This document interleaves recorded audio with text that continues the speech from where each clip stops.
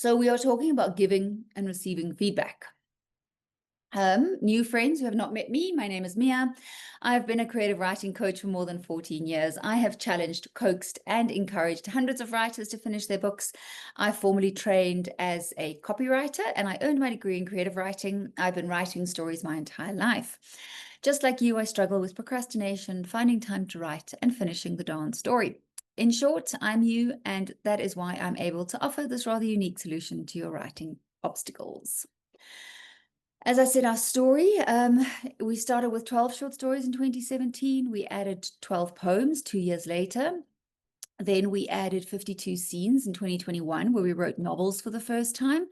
2022, we did a rewrite challenge, which is a follow-on for 52 scene alumni.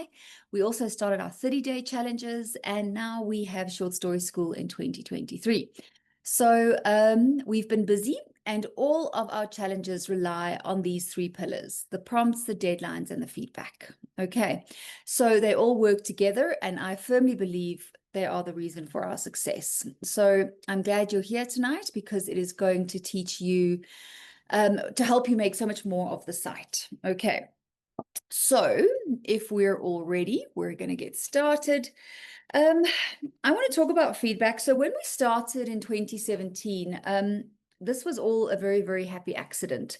It was in November of 2016 where I set the challenge for myself, and I posted it on Writers Write very publicly, where I said I would be writing one short story a month. I'll give myself a prompt and a word count, and I thought merrily I'd go on my way. The reaction to that post was, where do we sign up? How do we do this? I want to post a story too. And I kind of thought, oh, I might have 5 or 6 friends who do this with me. How exciting. Just put your stories in the comment section of the post. And then I realized very quickly where we were just too many people for the comment section of the post. So then we started the Facebook group, which is the Facebook group that we're still in today. We posted our stories there initially, and as you can imagine, it was a merry mess. So I'd make one post and we'd all post in the one comment of the post, and while you were reading, Facebook would refresh the feed, you'd lose your place, you'd lose your story, and you couldn't find what you were writing, and it was interesting. Okay, but one of the things that after that we went onto the site, and you all know where you find ourselves today. But the one thing that terrified me, or the scariest thing about all of this, was not writing the stories, not having to share my work with anyone, but was actually allowing people to comment on each other's work or encouraging people to do it. That was really something that scared me completely, because I know how bad it can be to get criticism on your work that isn't necessarily serving you. People go out of their way to be mean. I'm in several book club groups on Facebook. My favorite is the Good Book Appreciation Society, if anyone's looking for a book club to join online. So you'd basically post your book, and then people would post a review and they would talk about it. Well, they'd post the book that they read and then write a review about it. And the one thing that annoyed me about these groups the most, all of them, it's not just one, is that people tend to glorify in these scathing reviews. They would post this work and they would go out of their way to be as mean as possible and sarcastic and try to be as funny as they can. And everyone would praise these reviews. They would find it very, very funny. And then I would know some of the writers were in those groups, and, they'd have to see that and look at that. Now, yes, they are published writers. We do expose ourselves to that kind of thing, but that wasn't the kind of thing I wanted this to be at all. So if you read the Brave email said, this is like the gym. The gym is where we get things wrong. This is where we sweat.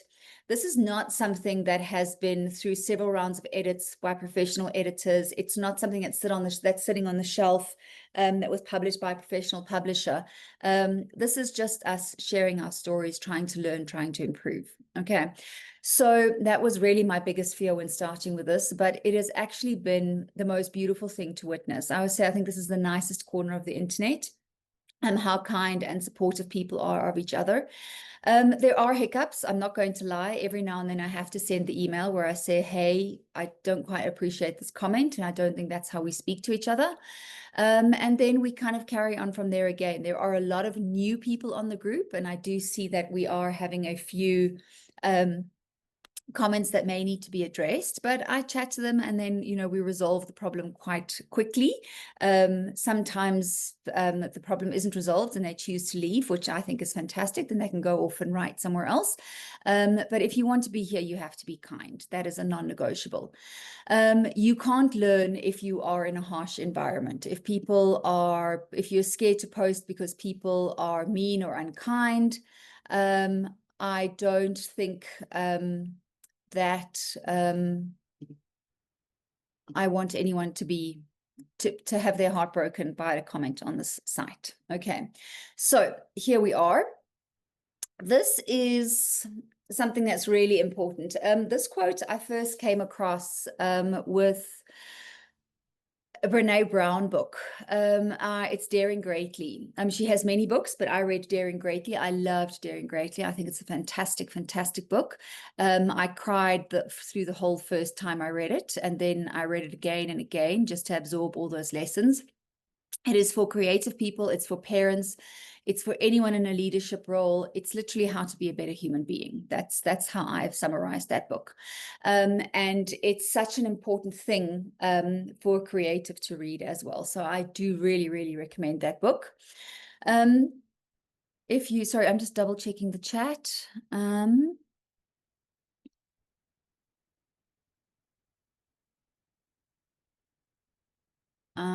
Okay, so I'll come to the chat now. Okay. And this is a Theodore Roosevelt. It's a speech that he wrote. It's called The Man in the Arena. And I love what he says. It's not the critic who counts. The credit belongs to the man who is actually in the arena. And I want you to actually go find this and to go read it. It's a beautiful, beautiful piece. It is so, so, so inspiring.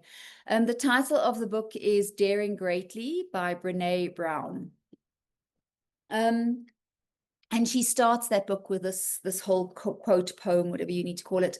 And it's just absolutely beautiful. And it's just about how it's not the critic standing on the sidelines. It's not the critic, pointing out what's going wrong. It's literally the guy in the dust getting the holy poop beaten out of him. But he's there, he's doing the thing. Okay, that is what we're doing here. Okay, we're in the arena, we're doing it.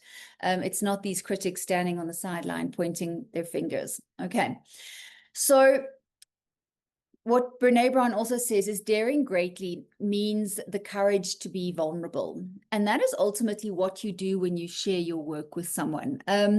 I always laugh. I taught face-to-face for the longest time. My last face-to-face class was February of 2020. You can imagine why that ended. But I used to teach face-to-face all the time. And, I'd spend 4 mornings with writers, and then they kind of go, how do you know that? I didn't tell you that. And I said, the writing doesn't lie.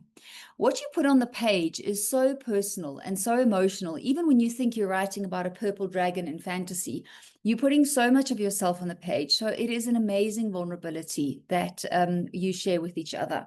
And that is why it is such an awesome privilege to be able to read someone's work. And that is why we have to be so incredibly, incredibly gentle with our work. Okay. Why we need feedback. So for those of you who don't know how we work, our writers post 1 piece of writing per session. So this could be a scene per week. It could be a short story per month, a poem per month, or in the case of the 30 Days of Flash Fiction, a exercise or a post every day. And then you are tasked with reading the work of 4 other writers. So you post 1 and you read 4. The 52 scenes and the 30 days have different reading requirements, but for poems and short stories, it's 4. Okay. Feedback helps us grow. Okay, that is, we want to know what people think about our work, but you can't grow when people are unkind. You can't grow when you are quaking with fear of what people are going to say from your work. Okay, You grow when you have a chance to take risks. You grow when you are brave enough to step out of your comfort zone and try something you've never tried before. And if you don't feel safe in the place where you share your work, you're not going to do that. You're going to keep posting the same good old thing over and over again, which you know how to do, and you're never going to grow. Okay. Again, this is the gym. I want you to grow. I want you to push yourself. I want you to stretch yourself. When you get to the competitions, to the anthologies, that is where you post your strongest work, your best work, the work you definitely know how to do. But here with me, I want you to practice. And that is why we need to be kind. Okay. So there are, however, misconceptions about feedback, and specifically misconceptions about kindness.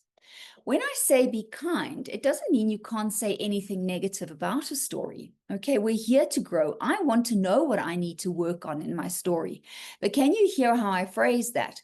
I want to know what I need to work on, not what I got wrong, not what isn't right, what I need to work on. That's what I want to know. So kindness does not mean you only have to stick gold stars. Okay. I want you to still say what needs to be said, but it is how you say it that matters. I don't understand a word of the story. It's really weird. That's not a great comment, okay? Whereas if I say, this was a really interesting story, I've never read anything about like this before, I have a lot of questions, I was wondering. Can you see how I get to the same thing, but I'm not going, I don't understand, your story is confusing, okay? So constructive criticism should still be given. Okay. So I love this quote. I think I should stick it on everything. Criticism, like rain, should be gentle enough to nourish without destroying the roots. Okay. That is what I want you to strive for. Okay. Nourish, be supportive, be nurturing. Don't get in there and rip everything out. So why you as a writer need to critique, okay? I do manuscript appraisals where I get to read a writer's entire manuscript. It's this 80,000, 90,000 word feedback session. It's huge, okay? It takes me weeks to get through and to get ready to give feedback.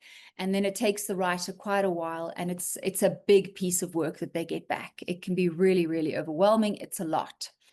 But in those appraisals, that is where I have learned the most about writing. Out of the 10 years I stood in a live classroom, the 9 years I've been online here, okay, I have learned the most by reading the work of other writers, okay, and not the polished, perfect work, the developing the work they're still working on, because that is where I see, oh, look what they did here. It isn't working because they haven't done this, but here it works because they did that. Okay, that is what you learn when you read the work of other writers. It helps you to improve your self-editing abilities. I can explain show, don't tell to you till I'm blue in the face. But until you read a piece and you're able to go, this is telling, or wow, this is great showing, until you are able to recognize it on your own, my lesson is not going to land. Okay, it happens when you actually learn. Critiquing other people's work introduces new perspectives. It gives you new ways to approach the prompt. I often think, like, when I look at the work, I go like, wow, this is one word. Look how many ways it was interpreted, how many ways the people told the story. It's amazing. And then it also prepares us to accept feedback. Okay, it's really, really important that we need to do that. Okay, so this is very tricky, what we do on the site, okay? Because you are both a reader and a writer. You are both a teacher and a learner, and you're both vulnerable and resilient. Okay, we are all of these things all at once. And that is where it sometimes gets a little bit difficult. Okay, so we need to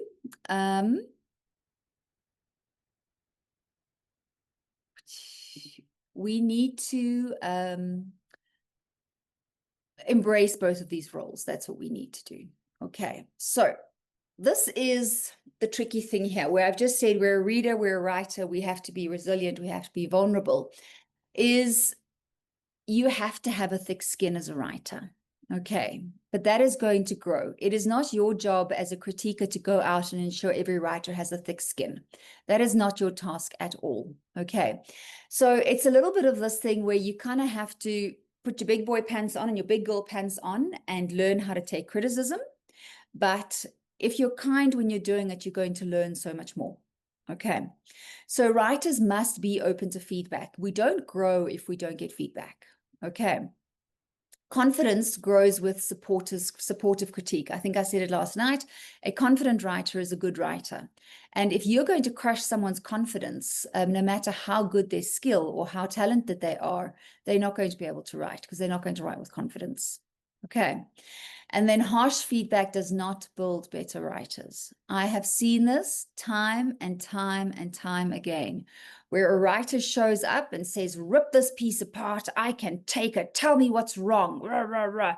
They are a simpering mess, and either they don't write for a very, very long time, or they don't ever write again. Okay, so if you want harsher feedback, go find it elsewhere. If you want to learn and grow in a safe space, you're in the right place. Okay. Feedback guidelines. It's very important when you give feedback is to remove yourself from the equation. Yes, you're the reader. I'm very, very happy for you. But the point of someone else's story is not to write it the way you would have written it. So we're very tempted as writers to go, oh, maybe you should have said it like this, or I would have done it like this. It's not about you. It's not how you did it. It's how they did it. And that's what you have to comment on. So under no circumstances do you ever rewrite someone's work. Okay. It would have been so much better if you said this. Okay. That's not how we roll. Instead of going with things, I don't understand, I don't get this, I don't like this kind of story, go with the question. Okay, I was wondering about this. I'm not sure what you were thinking here, but was it perhaps this? Okay, just start with a question, soften it a little bit. It just helps. Okay, it's how you say it, not what you say. Okay, include compliments. Guy Kawasaki, I used to teach business writing, and he had these rules for emails, which I just kind of applied to rules for life, which I think was brilliant. So he says an email shorter than 3 lines is rude and too short. An email longer than 3 lines is too long and takes up too much of the reader's time. And he says you limit everything in your email except praise. And that's what I've just kind of, that line I've taken with me through everything. Limit everything except praise. So you are going to tell a writer what you think they can work on in their story. But if you give them a grocery list of perceived faults that you think they should fix, you're just going to overwhelm them. Okay. You are going to tell them everything that's right and then give them 1 or 2 things to work on. Okay. And we're going to talk about those things now. And then always offer suggestions, not commands. Okay. No one must do anything. Okay. You must show, you must do this. No, it's their story. They get to tell it the way they want. I think this piece would be really great if you could turn it into an action scene and perhaps focus on showing a bit more, not you must show and not tell. Okay. Think about how you speak to someone about their story. Okay. Now, feedback guidelines. When it comes to grammar and typos and spelling, again, this is the gym. It is not the perfectly polished piece that you are submitting to a magazine, okay? We have many second language English-speaking people on the website. We have people from Africa. We have people from Europe. We have people from Asia. We have so many people on the site, so many people in South America who do not speak English first language. Okay, if you do, I'm really happy for you. But there are people on the site writing in a 3rd language. You have no idea, if English is not your mother tongue, how hard it is to write in a 2nd language. Okay, so you are very gentle with grammar, and you are very gentle with spelling. Okay, if you are so invested in someone's grammar journey, you are welcome to send them a message on the site, not in public, going, I was wondering if you would like me to look at your stories. I could help with grammar. I do this, and then you can do that before they post if you're that invested. Okay. Otherwise, you are very, very, very gentle, please. Okay. I don't want someone to stop writing because they are worried if they got an is or are right. Okay. That can be fixed. We hire editors to do that for us. Okay. And yes, it's something you're going to learn, but you're not going to learn it in one blog post. Okay. Or in one story. All right. So we need to learn, we need to be aware of it, but please be gentle. You also don't know the circumstances of the person posting. Okay. I see a lot more behind the scenes than you guys do, but I have people WhatsApping me out of hospital emergency rooms going, Mia, I'm sitting here, my dad's really sick, I'm trying to post, I'm struggling with the Wi-Fi. So do you know what? They're going to have some typos. They're going to be some grammar issues. Okay. They got their story up. That was the important part. Okay. There are people taking care of people. There are people stuck without electricity. It's tough. Okay. So be gentle. That's all I want you to do. Okay. Be kind with grammar. Use neutral and objective phrasing. Okay. You should have done this. You didn't consider this. You need to fix this. Okay. Be a little bit more objective. Active voice is great. We love active voice. But with commenting, it sometimes helps, especially if we give negative feedback or if we finding things that we think they need to work on. It does help to switch to passive voice. It just softens it a little bit to move that subject. Okay. Focus on the most important issues in the story. Okay, some stories are very rough, some stories are very complicated, and then they may have more things to fix. Again, don't give the poor writer a grocery list of stuff they need to fix. Focus on the biggest issues, and when they do a second and a third rewrite, and as that story improves, there will be fewer issues which they can then pick up themselves. Okay. Of course, keep feedback specific and relevant. Okay, we tend to go off on tangents. We want to, when someone writes about a memoir piece, we want to put in our own life story. Stick to the feedback. Keep it specific and keep it relevant. Okay. Be gentle. That's all. Okay, positive language tools. Begin with something positive. Okay, that is the easiest thing. It's called the sandwich technique.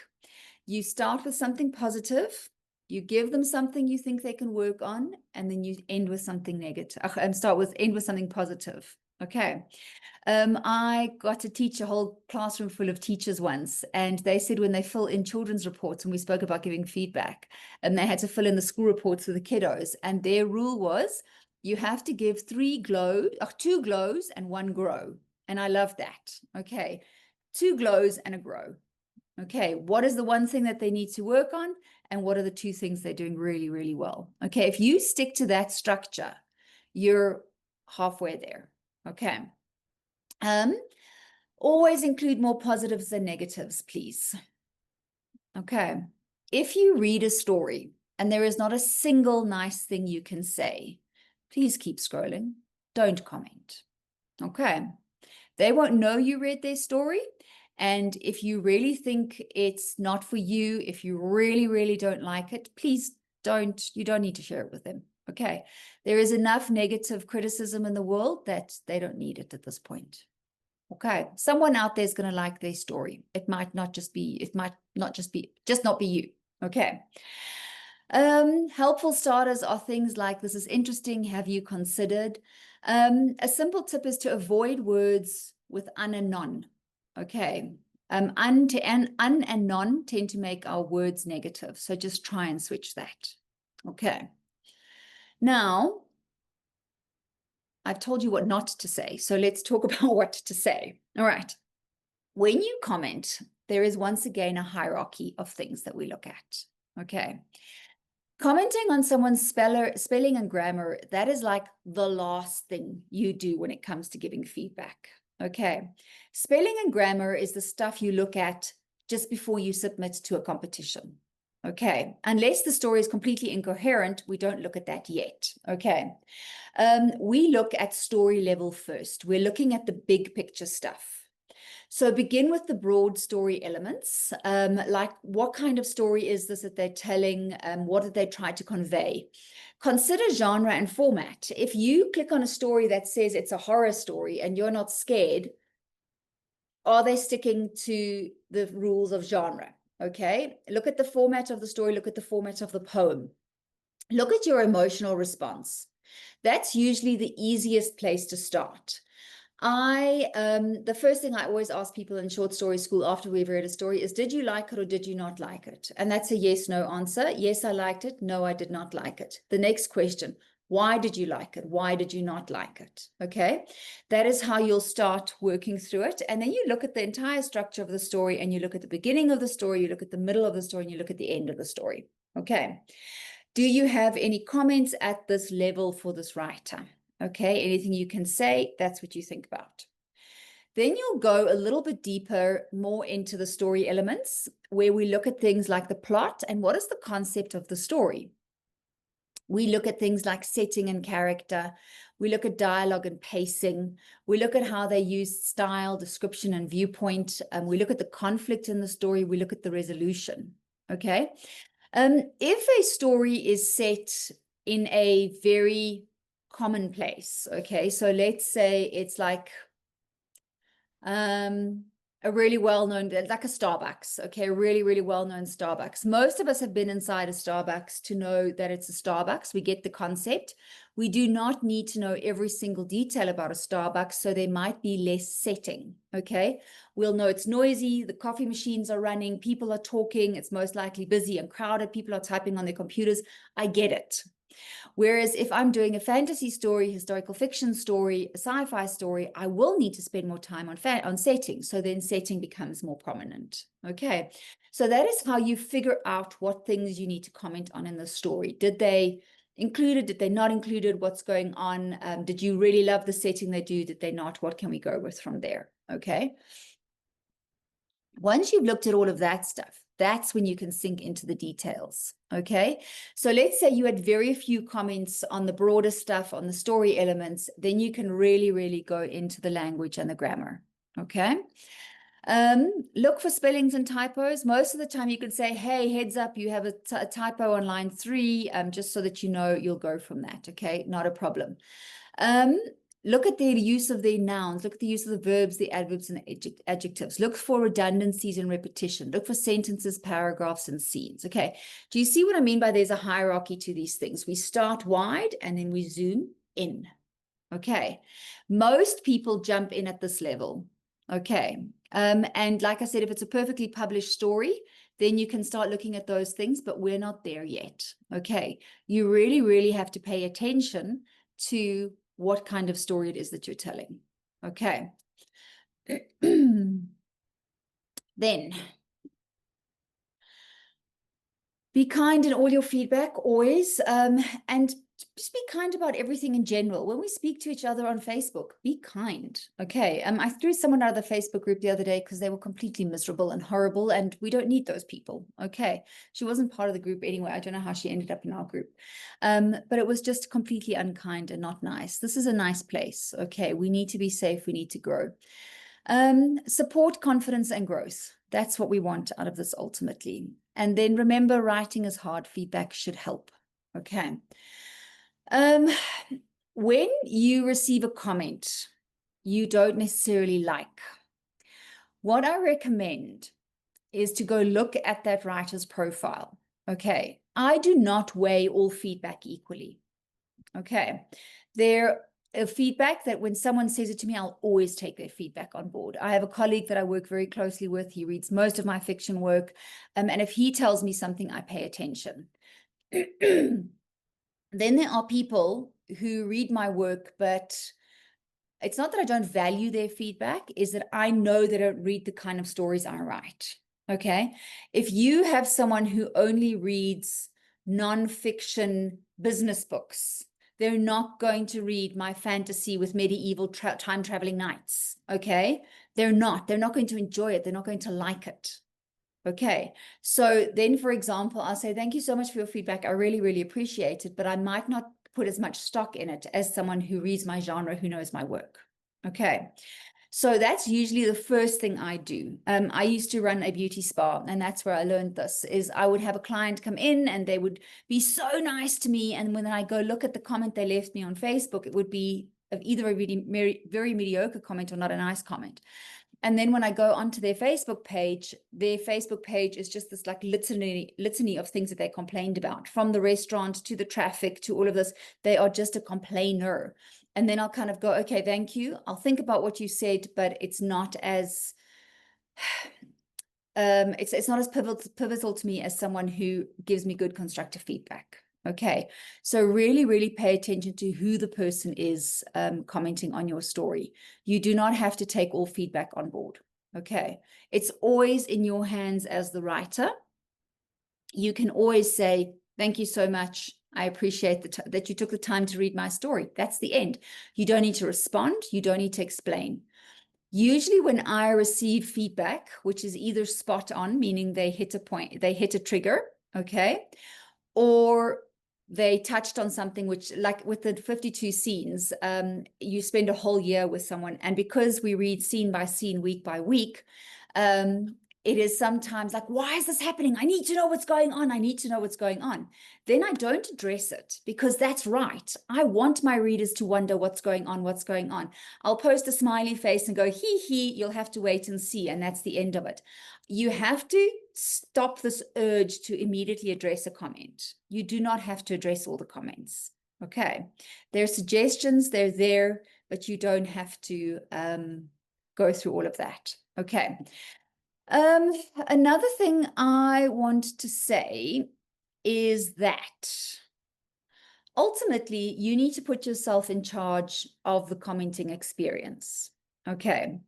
I am going to change the 12 short story submission form. It's not working the way I wanted to, but in the meantime, when you post your story, ask for specific feedback. I'm not getting the kind of feedback I want, but did you ask for it? Okay.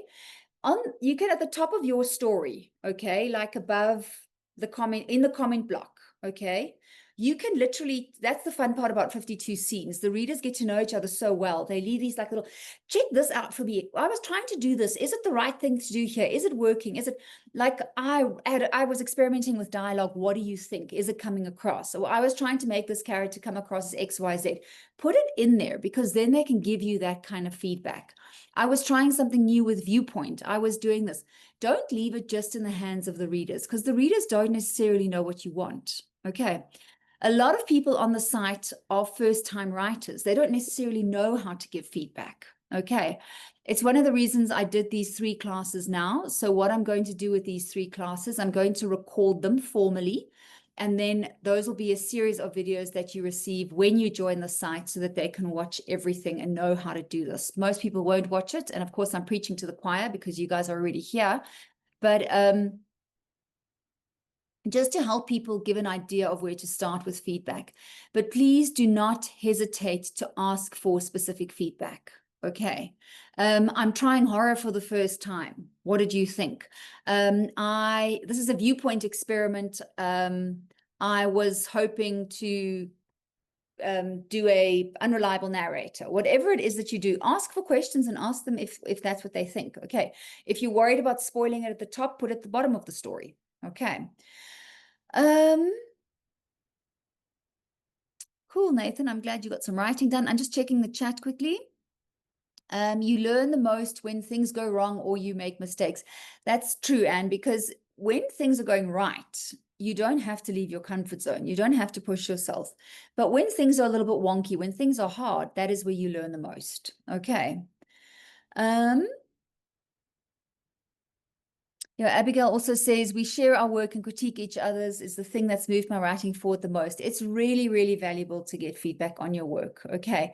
And this is nice because it's not necessarily feedback that you have to pay for. Okay. Because if you go to professional editors, if you go to those people, you have to be at a certain level before you decide to make those investments. Okay. So use as much beta readers, these kinds of platforms as you can. Okay. Ricardo says, I wouldn't mind to receive a comment, I don't like your story, it's confusing. I would actually find it helpful, at least a basis for further discussion. So long as it's not a personal attack, you suck as a writer. I would not find any criticism of my work helpful. Ricardo, that's entirely up to you if you think you want that kind of feedback. I'm telling you, eventually it's going to build up and someone's going to hit a nerve. So what I would do if you want more specific feedback, I would literally write in there and say, can you please, what do you think of this? Help me with this. All right. You can say, I was trying many things. I'm wondering if the story is confusing, and they could either say yes or no. All right. But that's the hard part with these things, is when is it a personal attack and when is it not? Because a lot of people can't differentiate between that. So giving that and receiving it as well. But it's up to you. Go and write what kind of feedback it is that you want. Okay. I actually asked someone if I could nick or use the idea. And I'm not sure what you are asking here about an idea that you wanted to use. English is my first language and I always get grammar criticism. Some people are really good with grammar and other people are not. So grammar is a fixable. Okay, I'm not worried about grammar. Grammar is something we can fix. Yeah, it's great if you have time to do that. Okay, but if you're rushing to meet the deadline, go for it. Carla says, I think even as a second language, we still get language vices. Some of which we carry from our first language is odd, but I've noticed myself doing it a few times. Carla, are you meaning that you bring over certain language structures from a second language, or what were you meaning? What would you mean there? English is my first language, but don't worry, it's nothing like Yorkshire dialects. Language has guidelines, not rules. And remember also, do you know what something that's also tricky is? Sometimes you are writing dialogue as a certain character, and that character does not speak perfect English, okay? If you are writing a story about gang violence and drug dealers, and they speak posh English, which is proper and full sentences, it's not going to ring true, because that's not how, in my mind, not that I know many drug dealers or gang members, but I mean, that's not how they speak. Okay, so then people want to critique grammar and make it this like, or someone said to me the other day, but you can't use contractions. And yes, you can use contractions. It's informal, it's fantastic. We use contractions in speech all the time. It would be really, really weird if you didn't have contractions in dialogue. If you don't like using it in your text, it's totally up to you. I love contractions. So if you ever wonder how you hit exactly and you are having trouble with one or two words, make contractions. Okay, either make them 2 words or make them 1 word. That's how you hit exactly. Contractions are brilliant. Okay.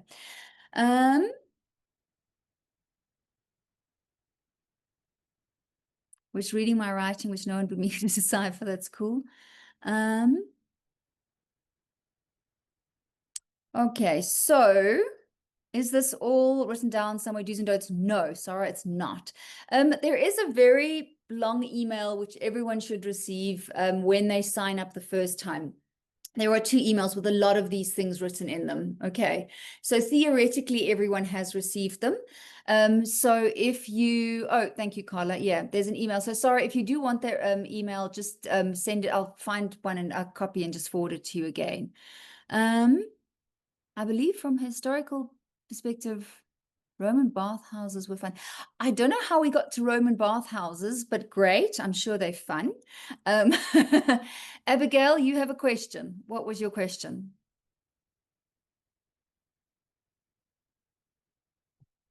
Abigail, I don't see you. If you are talking, you're muted. Oh, there you are, Abigail. I've asked you to unmute, so if you want to, you can let me know what your story is. Linda says, I've chosen not to participate in feedback. Are you talking about the 30 days, Linda? My rationale, this is a first draft. I'm Discovery. I want to be free and I don't want to waste other writers' time. In the third draft, I'd welcome feedback. What are your thoughts on this, Linda? It's absolutely up to you. So when you do the 52 scenes in the 30 days of plotting challenges, you actually have an option to post either privately, which means no one sees your work, or to post with no comments, which meaning the story is still up there, but the comment bar is gone. So no one can comment on your story. And for me, I did that with the rewrite because it was my third rewrite. I knew exactly what I wanted to do. And I physically did not have the capacity to read anyone else's work because it is time consuming. You guys who take part in the challenges all know how long it takes.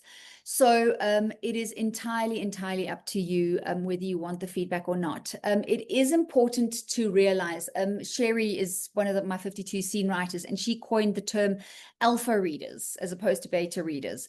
And as long as you, as a reader, accept the fact that this is very much a raw draft of a manuscript, you'll be entirely fine. Okay, because that is very much how we read these stories. They are too raw to really put through anything else.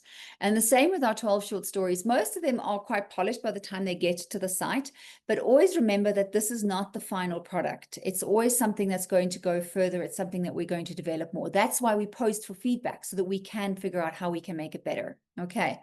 Linda, it is really up to you. And you'll get to a point where you decide that you're ready to receive feedback. And if you think it's the third draft, by all means, go for it. It is very nice for me to receive feedback because, good night. No. Love you. It is very nice for me to receive feedback because sometimes it saves me time because they spot things before holes before I do. And it's sometimes a comment, especially when you do 52 scenes, you'll see a comment on week 6 sparks like a whole new subplot for scene 13, which is fantastic.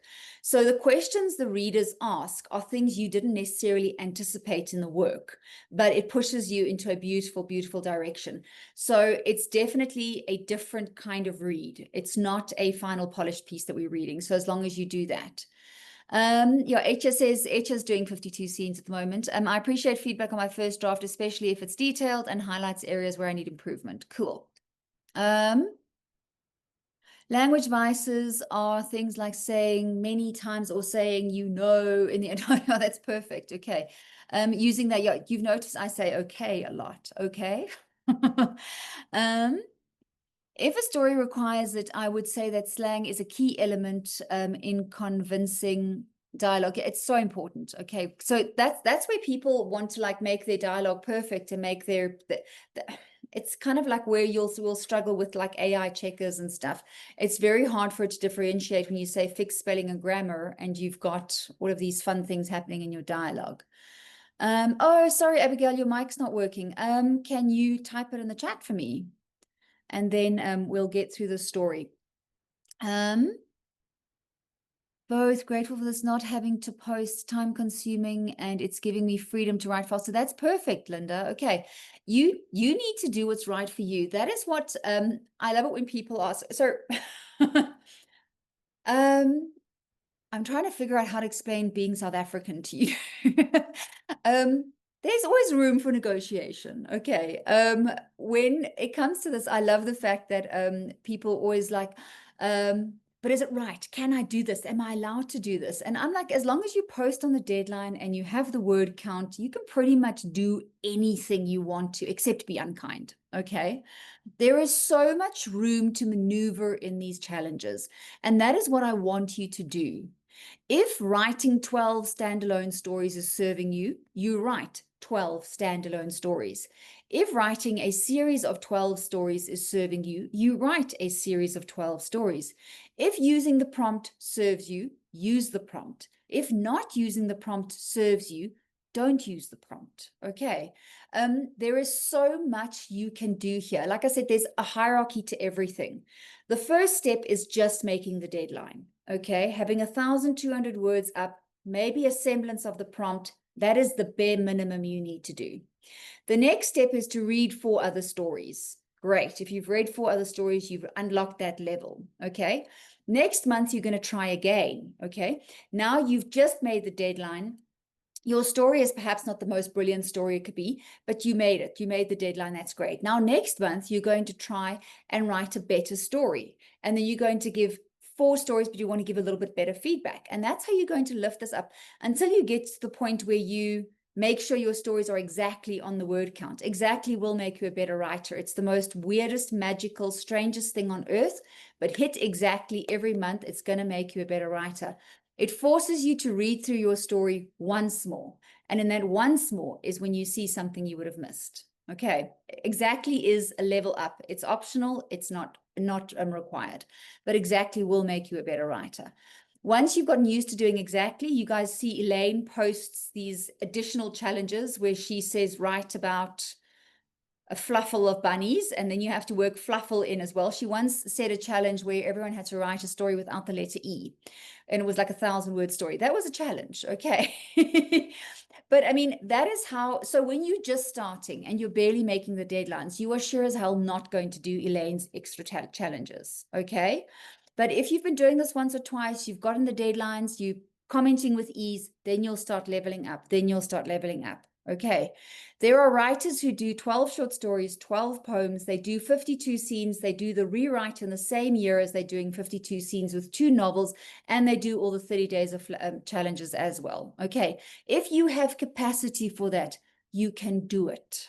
Okay, but if you're barely making the deadline, you just hit the deadline. That's all you need to do. Okay, and then you'll level up. The stronger you get, the more comfortable you get, the more confident you get. Okay. Rocco says, recently one of my Deadlines for Writers friend wrote a story that connected with me big time. It spurred a new story idea, but I'm afraid to branch off of this writer's original theme. Particular, since the story included known historical characters, what are your thoughts? You have to be careful because I mean, you don't want to take anyone else's work. That's never, never, never, ever right. Okay. But when we're talking about a theme, okay, and it is like mothers and daughters or a specific setting, look how many books take place in World War II. It depends on how you're going to tell the story. Look at how many books take place in a country like Middle Earth with elves. Okay. There are going to be in genres, there are certain tropes that will repeat. But just be careful. That's all I want you to do and to be. Okay. Just take it as far away as possible and make it as much your own as possible. But I mean, if you're a young character goes, if you've ever seen, there's a thing where they actually explain how Star Wars and Harry Potter are exactly the same story. I have it somewhere. I'll find it and share it with you guys. So hero's journey, there are existing plot structures. By all means, there will be similarities. Okay. Serial killer attacks college students in a small town is a very, very common story, but look how many times we've watched that story. Okay. And they're not all the same. So Rocco, just be very careful. That's all. Okay. If you're copying. That's as simple as that. Okay. So don't do that then. Make sure that your theme is yours. Okay. Nathan says, the site has made me proud to receive comments, both positive and negative. I feel my writing and reading skill developing as a result. Definitely. Okay. Anne says, I don't use contractions when I want them angry. Like when my mother used to get angry, she wouldn't use contractions. Instead, she used BBC English. Very posh, okay? Every time the TV turns on, you have a panic. You get worried, Anne. Better than what I do. Catherine says, I don't know what active or passive voice or beta reader or viewpoint perspective, for examples, is. There is a place I can learn these things. I've been finding I do a lot of these things, but I don't know the labels. Catherine, yes, there are. Active and passive as to do with basically the word order in your sentences, where you put the subject, goes at the beginning or at the end. It's good to know these things, okay? The internet is a fantastic tool. So if you want to figure out active and passive, literally Google active and passive, and you will find fantastic grammar writing websites. If you go onto Writers Write, I used to blog there for many, many years. I still do once a month. And I promise you, I've written multiple articles on active and passive. Then go to, okay, a beta reader is so like I said, alpha readers read your first draft, which we do on 52 scenes. A beta reader is when you're finished with your draft 2 or 3 and you're confident enough to get your story out, and you start giving it to, it's like a peer review. Okay, you give it to fellow writers to read and they give you feedback on that.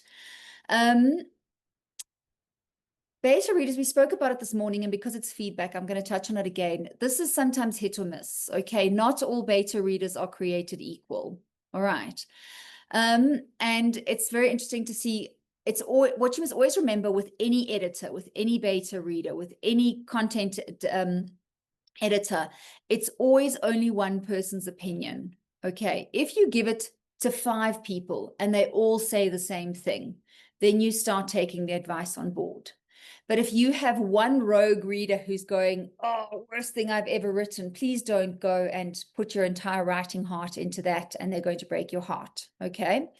So always make sure that you are very clear about who the beta reader is and the kind of feedback they give. So before you choose an editor, before you choose a beta reader, I would give them a chapter and they can give you a sample edit and you can decide if you like their work.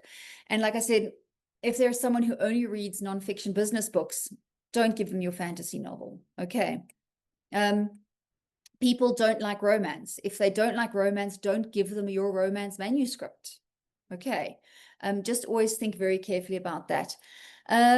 Steve, what else? So what else you're asking? Okay, Viewpoint is a monster all on its own. It is, you see, we do these Anthony comes and teaches Viewpoint class in 52 scenes for us because it's such a big topic.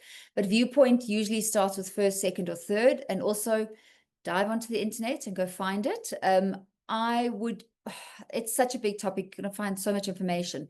But if you find yourself writing in first person most of the time, I would start learning most about first person. Once you feel you've mastered first person, then you can go on to third person. When you dive into third person, it's going to blow your mind because there are so many options and so many different kinds of things for third person. So I would pick one thing and start working towards that. Okay. But Writers Write is really a very, very comprehensive website if you want to go look at that. Okay. And it's writerswrite.co.za. Stephen King's On Writing is a fantastic, fantastic writing book. I do think any and all writers should read that book at least once in their life. Because Stephen King kind of debunks a whole lot of myths for you. Everyone gives you this impression, you know, when you watch the writing montages in movies where they're sitting on the jetty with this old typewriter and the pages are piling up and someone brings them a cup of tea and it's just beautiful and the story is flowing and the words are flowing. That's not writing. Okay. Stephen King says he wrote while he was living in a trailer park with a typewriter on his knees. Okay, that is closer to what real life writing is about. Okay, it's difficult, it's hard, it's messy, life gets in the way, things get in the way. It's not this beautiful jetty with an old-fashioned typewriter and someone bringing you tea. Okay.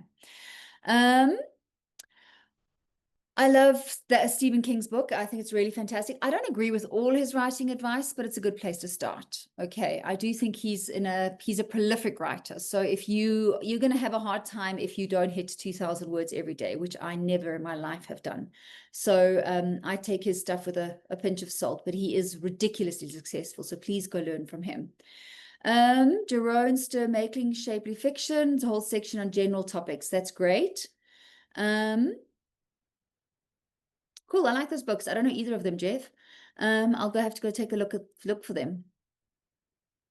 There are so many great sources out there. So, Catherine, I would go, if you're looking for specific writing topics, pick a website and focus on that website because the internet is going to overwhelm you. Okay.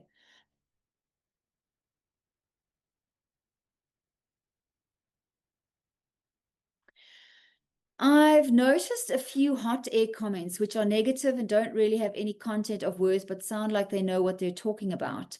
Abigail, I'm going to have to look at the comment.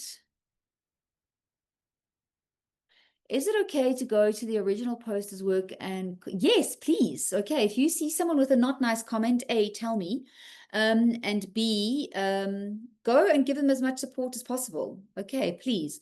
I did send an email today to someone who, I mean, it was, I hate politics. Okay, if I could ban one topic from the site, I would ban politics through the board.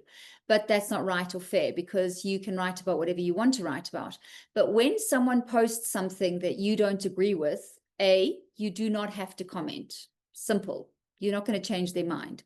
B, when you do comment, do it in a constructive manner where you can have a conversation. If you were just going off there in a rant and wagging your finger and not liking stuff, don't do it. I've removed 3 stories from the site in all the time that we've done that.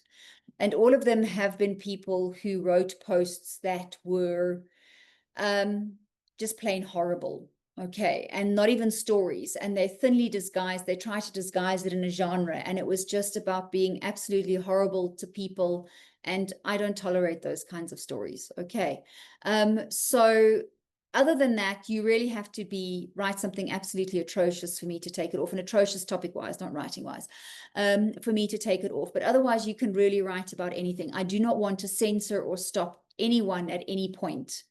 But when people start fighting in the comments and having senseless conversations or senseless fights, that's not what the site is about. Okay. If you're commenting on writing, by all means, go for it. But when you're trying to change each other's political views, we don't do that on the site. Okay, you're not going to do it anyway.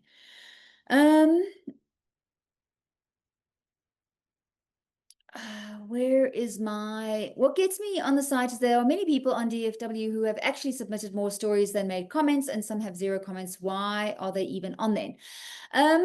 My challenge is I have no way to count comments unless I physically go and count them, which at this point in my life, I'm not going to do.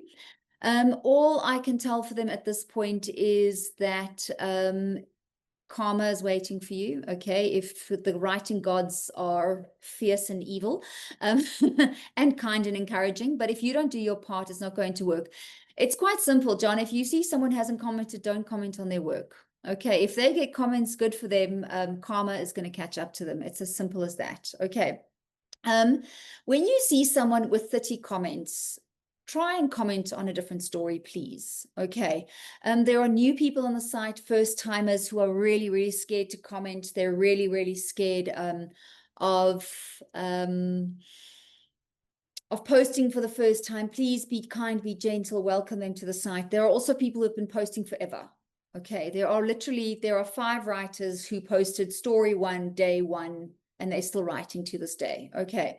So there are like people who have just been writing together forever. There are people who fly across the world to meet the writing friends they met on the site. Okay. That's how well they know each other. So just go and think about this. Linda says, I love this flexibility, and that the only thing not flexible is the deadline. It's a deadline. That's something we have to stick to. Accountability is what makes a difference, and helping me be a more disciplined writer with fewer doubts, forging ahead now more confidently, even if it's crap. Linda, we all start with crap, and the crap has to become, you can edit crap. You can't edit nothing. A fluffle, yeah, that is the collective noun for bunnies, apparently. It's a fluffle of bunnies. Where do you find Elaine's extras, please? Elaine posts them every now and then. It's not a monthly thing, but she posts them in the Facebook group. So you need to be on the Facebook group to go find Elaine's extras. If pointing out another writer's weasel words or over repetition mean? No, Paul, it depends on how you say it. So just once again I've read your story. I absolutely love this. This is the funniest thing ever. I do notice that you've used this word quite often. I also do it. I use this word. Go and kind of just make it conversational. All right. You keep using this word. It's so annoying. Stop. It's not how you want to do it. Okay. Just be nice about how, if you had to say it to their face, how would you say it? I noticed you tend to use this word a lot. That's fine. Okay. Bye, Sarah. Thank you for joining us. Terry says, I learned that the hard way. Don't hand fantasy fiction to someone who doesn't understand it. Oh, thank you, Rebecca, for sharing the link. Yeah, don't share your work with people who don't read your genre. Okay, they're just not going to do it justice. If someone thinks romance is stupid and, you know, this like sitting in on this relationship with these people, they're going to have a hard time with your manuscript. Okay, don't give it to them. All right. Like I said, I spoke about it this morning. Don't give your work to family members. It's entirely up to you what you do, but do not give your work to family members if I can give you any advice. It kind of crosses boundaries and it's too close. Like, I mean, if I had to give my mother doesn't even read, but she'll pretend to have read my book and tell everyone it's wonderful. She would not have read a single word. Okay. If your boyfriend is the editor at Penguin, by all means, give them your manuscript, give them mine too. But you know, then it's valuable. But if your family members don't, even if someone reads a lot, there's a difference between someone who reads and writes versus someone who reads a lot. Okay. Someone who reads a lot can tell you things like, I like this book, I don't like this book. They can't tell you what happened with the writing. Okay. That is the first thing I ask you. Did you like the story? Yes or no? Why? Being able to answer that why is really, really valuable. Okay. Usually when you speak to a reader, oh, because I hated when a character does this in the book. It has nothing to do with the way you wrote it. It's just that they have a pet peeve that you managed to hit. Kevin says, I found that the word count has made me a much better at scrapping the unnecessary waffle and reducing the story to what is needed. It has been an eye-opener for me. I'm an expert overwriter and often have to cull well over 500 words, even with shorter stories. Kevin, it's like there's so many layers to this writing thing, okay? And that is what I think we got right with Deadlines for Writers. So this whole site was built around all my writing problems, okay? So you're all kind of dealing with the byproducts of my lack or the things that I had to learn. I used to be a copywriter, and I could literally, if I knew a 30-second radio ad was this long, I wouldn't even have to look at the word count to know I had written a 30-second radio ad. I can write body copy where I knew I had to fill in 150 words plus the payoff line, and I did not even have to look at my word count to know I had done it. That is how well trained your brain becomes. If you've ever worked in journalism, you will know if you had to write a 750 word column, you could write that thing and hit 750 words, period, without having to look at your word count. That is how very quickly you can train your brain, okay? So what happens with the writing, and that's why I change the word count every month, is because you have to learn how to lengthen your stories and how to shorten your stories. You have to learn how to judge your idea.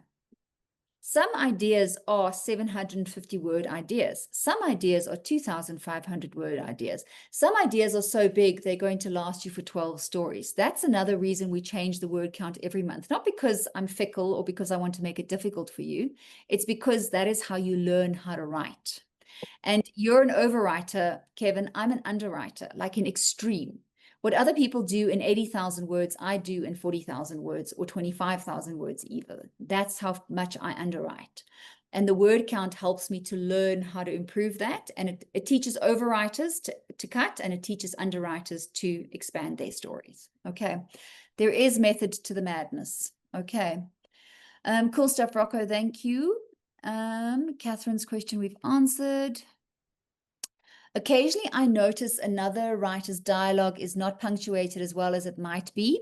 We read dialogue every day in stories, but this does not teach us how to punctuate it. I will generally suggest learning dialogue punctuation by studying pages of dialogue. Am I being a meanie? If I do this, that's how I cracked dialogue, I said. No, you are not being a meanie. Dialogue punctuation is a bitch. There is no, no simple answer to that.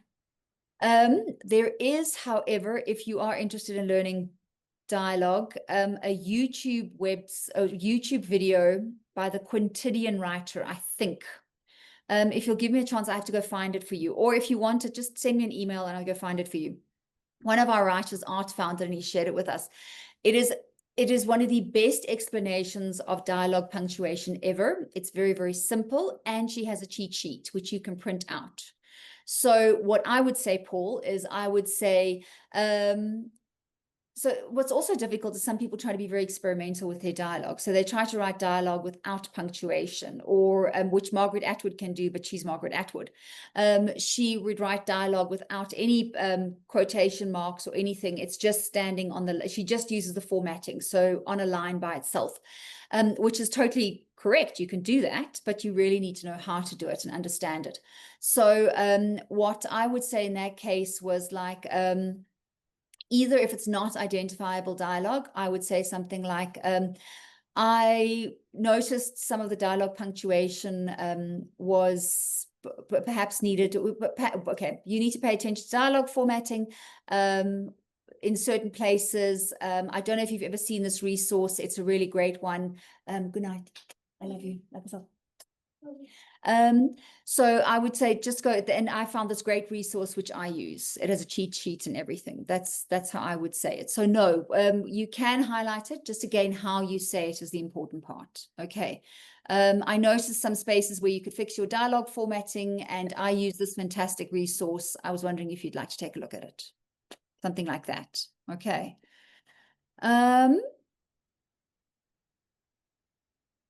I always comment on people with fewer comments. Thank you, Peter.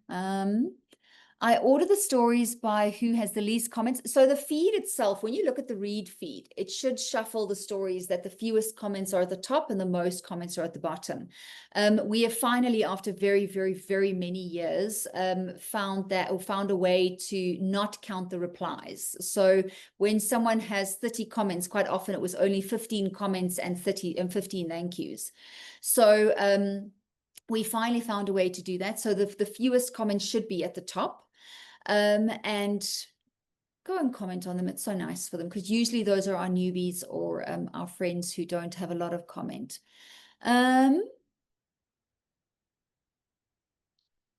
we possibly have guidelines on the site? Angelique, which guidelines are you talking about? Those ones that I said was emailed?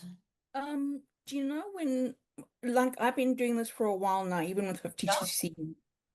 I have never seen the guidelines on how to do comments. So like I've been flying by the seat of my pants, like, and I've always been careful not to be too critical, even though I've seen like plot issues or something like that. And I've never quite known how to go, not this sucks, Yeah. but I kind of got a question here, and I'm a little confused because this Mhm. or that or whatever, And I know we're supposed to be giving that kind of feedback, but I've never known how to give it. And like these guys, like I skipped prompt and deadline because I understood those. But today's class to me has Yeah. been one of the most informative for how to actually give feedback back. Yeah, just for the first point, ask or let me, I'm going to speak in a full sentence now. Email me. I'll send you that email just so that you have it. I will try and put some kind of guide together. That is my hope with this class, is to create these 3 videos, and everyone who joins watches the 3 videos theoretically. Okay. But what is also going to happen, I know, is that, again, I'm preaching to the choir. Those who are interested in learning are going to learn and they're going to apply it, and those who don't aren't. But theoretically, every person who signs up should have received that email. But at this point, Gmail hates me, @net hates me, and they swallow my emails. So I'll just send it to you again. I'll try and put some kind of guide together, maybe a little workbook to accompany these things, and then we'll see what we can do. Okay.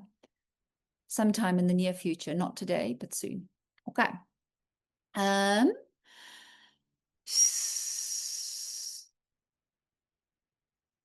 When I first started taking, I always have a little notebook. Cool.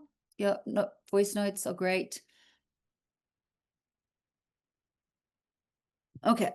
Then, in some libraries, they will have a writer in residence. You can sign up to meet with them, and they are often great resources. Oh, that's lovely, Tina. It is a pleasure. Oh, cool, Kevin. Who's your sister? That's always nice to know. Cool, if you need to go. Robert A. Heinlein is a must for any science fiction and fantasy readers, and his comments on reality are very insightful. Awesome, that's great. Okay. Oh, cool stuff. There's some links in there. Save the Cat. Ricardo, I don't know what comment you were making there. Save the Cat is a very nice book about plotting structure, about story structure. It's not one I like using just because they refer to story beats. So you have about 30 beats, for example, that you have to meet, which is great. I find it very, very restrictive to meet those things. I'm not such a hardcore plotter that I use those things, but there are writers in 52 Scenes who specifically use the Save the Cat. Save the Cat is like Hero's Journey, Freytag's Pyramid, all of those existing plot structures. It is a structure that you can apply to your story. So Save the Cat is really, really good. So Blake Snyder did the movie version. And then Jessica Brody did Save the Cat writes a novel. It's really, really cool. Story engineering, there's so many of them. It's such a pleasure, everyone. Thank you. Can you send us a link to the dialogue video? I'm going to see if I can find it now. Oh, that sounds like fun. I find it difficult to not default to horror as it is my obsession. I know it's weird. Do you have any tips on being able to change genre? Kevin, if you like horror, write horror, okay. But what you can do is, like I said, I play with opposites, okay. So I would go write the scariest, most terrifying story on earth. And then, for example, you can either go for the complete opposite and try a romance, okay, or go into something like a thriller. Thriller is, it feels like it's close to horror, but it's not with the supernatural elements, but it still has that building of the tension. So you can slowly move away from it, or you can go something completely opposite. But most of the time we write what we read. So if you read a lot of horror, there's nothing wrong with it. Why would you want to change genre? I think, let me ask you that. Why would you want to write in a different genre? Oh, thank you. Just Rebecca, you're good with these links. I think you're going to be my official sidekick for all writing classes. Rebecca shared the link to the quotidian writer for how to punctuate dialogue. It's really, really a good, it's not a long video, it's about half an hour. It's not the most thrilling thing to watch because it is punctuating dialogue, people, brace yourselves. But she has a cheat sheet in the comment or the caption section, which is so, so, so good. Okay. And those cheat sheets are kind of like put next to me when I write, and then you can take a look at those things, okay? Because you'll also get people do very weird things with dialogue and they overcomplicate it. This was just simple and it made sense, okay? Cool stuff, friends. I think those are all the comments in the chats. I hope I haven't missed anyone's comment. Linda, so if you're still here, did you see it's the link is below? Please check it out. Cool stuff, friends. I think those are all the comments and everything. Sometimes with dialogue, you'll see blah, blah, blah. He smiled or grinned or frowned or shrugged, which aren't speech words. Is it correct to use words like this? Because I usually pounce on this. Some famous writers like Hemingway use speech attributions without a speech word. So Paul, it really depends on how the writer has done it. Okay. The only thing you can't do, or what I would say don't do, is use adverbs of manner, okay? Don't tell me how he said the thing, okay? I hate you, he said angrily. Can you see how the angrily is redundant? Because I hate you pretty much covers those bases. I hate you, he said lovingly, isn't going to fly.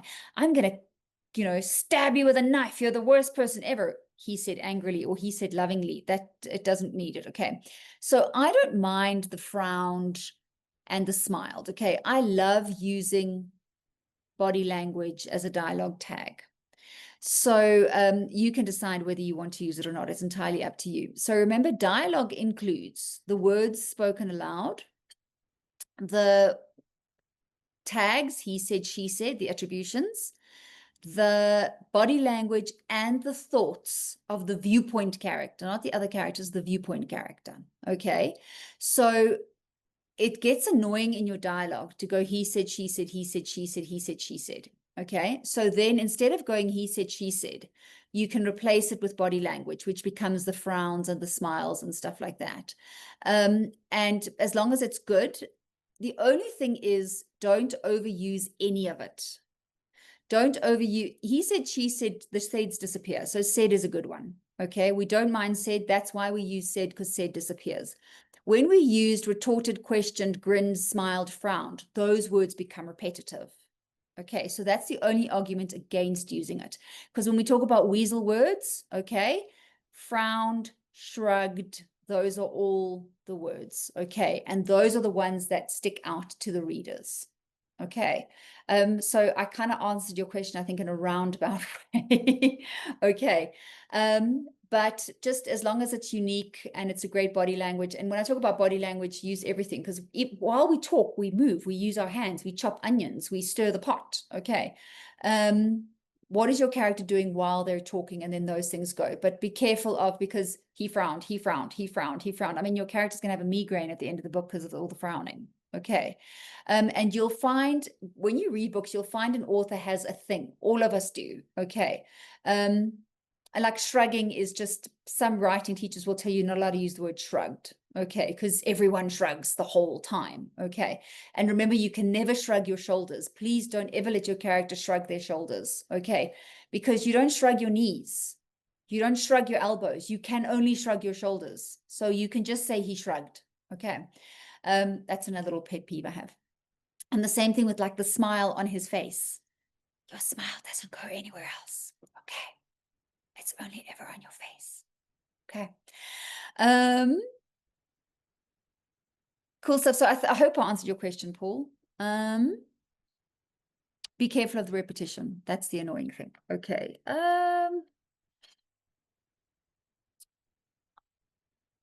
Oh, thank you so much, Rebecca.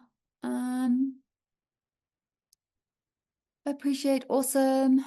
Not cool stuff. Thank you so much, friends. What about he asked? You can, those are, like I said, as long as you don't use it the whole time, because it's like we get like a stuck record and go, he asked, he asked, he asked, he asked. As long as it is a question, you can do that. Instead of he said when Shara asks a question, it becomes repetitive. So don't use it too many times. Every now and then is fine. Okay. Sometimes there's a smile in the eyes. Okay. The eyes can light up with a smile. Okay. If we must, but just be careful of like, your eyes can't follow anyone around the room. Okay. The eyes don't pop out and walk along because they don't follow you. Okay. The gaze can follow you across the room, but now we're getting into semantics. Okay. Go and make nice comments on people's stories. Okay.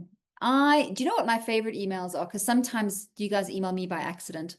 So instead of clicking the reply link, they'll reply to the email. And my favorite emails to get is, oh, you made my day with this comment. Okay. Go make a writer's day. Make that your goal. Okay. Be their biggest fan. All right. There are enough critics out there. I promise you, in your writing life, there are no shortage of critics. Okay. So make it your mission to go make someone's day. Okay. Yeah. I'm going to leave you with those words. Go off and have an absolutely epic Thursday and go have fun reading. Okay. There's lots to read on the site at the moment. Okay.